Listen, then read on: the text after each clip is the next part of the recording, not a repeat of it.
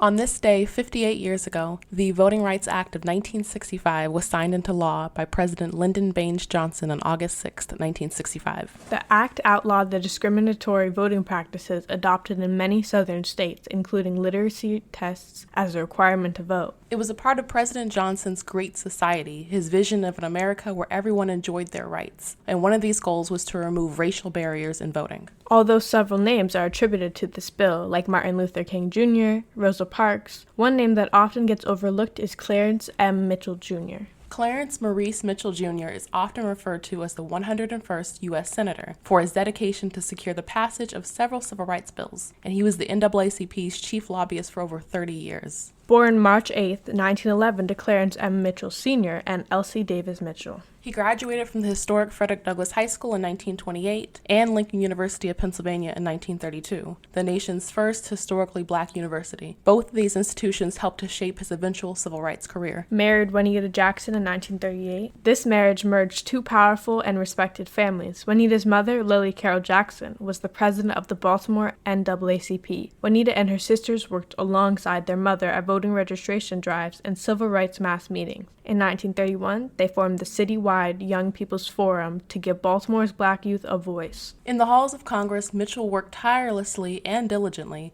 to convince members of Congress to pass the 1957 Civil Rights Act, the 1960 Civil Rights Act, the 1964 Civil Rights Act, and the 1968 Fair Housing Act. For his efforts, he received the Spingarn Medal in 1969 by the NAACP and the Presidential Medal of Freedom from President Jimmy Carter in 1980. His legacy can be seen throughout Maryland, particularly in his hometown of Baltimore. The U.S. courthouse was renamed the Clarence M. Mitchell Jr. Courthouse in 1985. The University of Maryland College Park named the Mitchell Building in his honor. And Morgan State University has the Clarence M. Mitchell Jr. Engineering Building. Over the past 58 years, there have been major efforts to overturn this groundbreaking piece of legislation. In 2013, the U.S. Supreme Court stripped important aspects of the Voting Rights Act. Georgia Republicans restricted mail-in voting and enacted stricter voter ID laws in the wake of record black voter turnout in 2008. Arizona removed tens of thousands of voters from the early voting list after those voters cast their ballots for President Biden in 2020. And Texas Republicans want to make it a crime to help voters cast their ballots. With all of this, we must not only honor Clarence M. Mitchell Jr.'s legacy, but continue to the fight that he began over 50 years ago.